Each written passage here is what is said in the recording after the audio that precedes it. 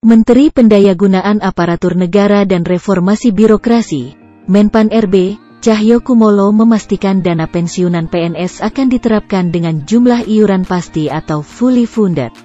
Terkait pemberian jaminan pensiun, pemerintah akan melakukan reformasi sistem pensiun berdasarkan iuran pasti, kata Cahyo beberapa waktu lalu.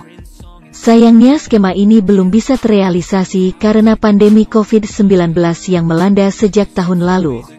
Pemerintah fokus melakukan refocusing anggaran untuk kesehatan dan bantuan sosial, Bansos. Sebenarnya ada pada awal Januari tahun 2020, sudah ada inisiatif mengadakan rapat di Kemenkeu, yang undang Pak Mendagri dan kami juga untuk bahas detail, katanya. Tapi karena ada pandemi COVID-19 sehingga konsentrasi anggaran untuk infrastruktur kesehatan dan Bansos, sehingga ini belum sempat dibahas tuntas. Perubahan skema pensiunan ini dilakukan sebagai salah satu langkah untuk memberikan uang pensiunan yang lebih besar kepada PNS saat habis masa kerjanya. Selain itu, skema terbaru ini juga akan mengurangi beban APBN. Saat ini, APBN harus mengeluarkan anggaran sekitar 120 triliun rupiah setiap tahunnya untuk pembayaran pensiunan. Pembayaran pensiunan ini setidaknya diberikan kepada pensiunan PNS, TNI, dan Polri yang jumlahnya sekitar ke-3,1 juta orang. Kepala Badan Kepegawaian Negara, BKN, Bima Haria, menyebutkan pembahasan skema pensiun fully funded masih bergulir pembahasannya di Kementerian Keuangan. Namun, akan segera selesai agar bisa diterapkan dalam waktu dekat.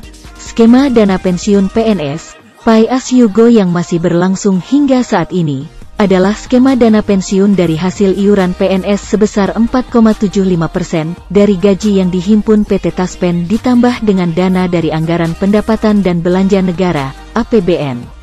Sementara dengan skema fully funded, uang pensiunan yang diterima PNS akan lebih besar, karena iuran yang dikenakan adalah persentase dari take home pay yang jumlahnya lebih besar. Sehingga yang pensiunan, yang diterima jumlahnya akan lebih besar dari skema saat ini. Skema fully funded selain diambil dari persentase THP, pembayarannya juga akan dibayarkan patungan antara PNS dan pemerintah sebagai pemberi kerja. Kedepan sistem ini diubah fully funded, PNS akan bayar iuran sebesar persentase dari THP, bukan gaji, sehingga uang pensiun akan mendapatkan besaran yang lebih baik dari sistem Pay As You Go, kata Bima. Skema DAPEN PNS saat ini, kata Bima, membuat pembayaran iuran PNS sangat kecil karena dari gaji pokok.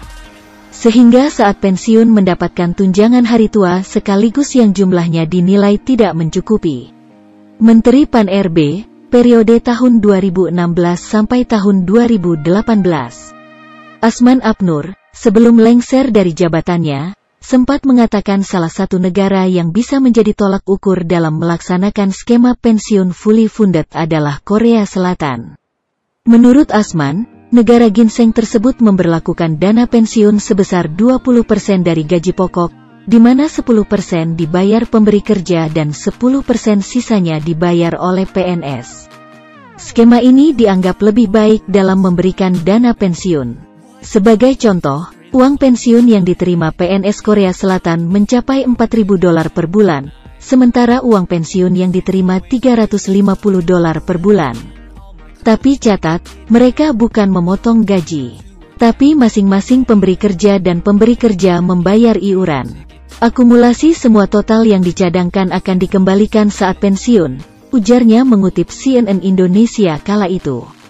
Dengan skema fully funded ini, bukan tidak mungkin pensiunan yang diterima PNS lebih besar.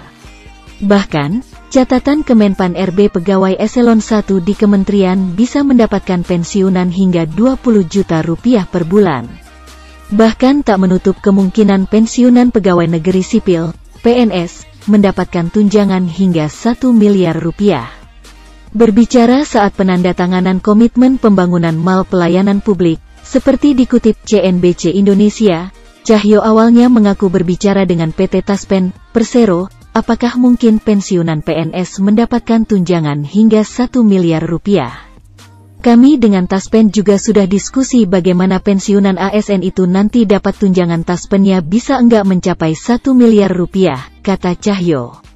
Berdasarkan perbincangan tersebut, Cahyo mengatakan kemungkinan bagi pensiunan PNS mendapatkan tunjangan pensiun hingga 1 miliar rupiah terbuka cukup lebar. Setelah dihitung-hitung bisa, katanya.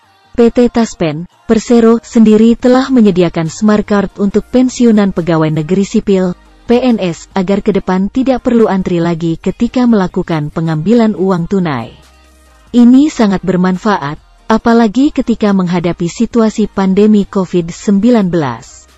Manfaat lainnya dari Taspen Smart Card adalah sebagai alat pembayaran yang memiliki fasilitas tambahan program promosi dan diskon di beberapa merchant terpilih yang telah bekerja sama dengan PT Taspen, Persero, ungkap pemimpin Divisi Corporate Secretary Bank BJB Widi Hartoto dalam keterangan tertulisnya.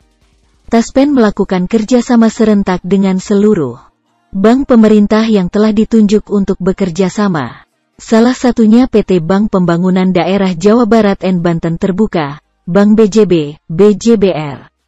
Taspen Smart Card telah didistribusikan oleh Bank BJB kepada para pensiunan Taspen sejak September tahun 2020.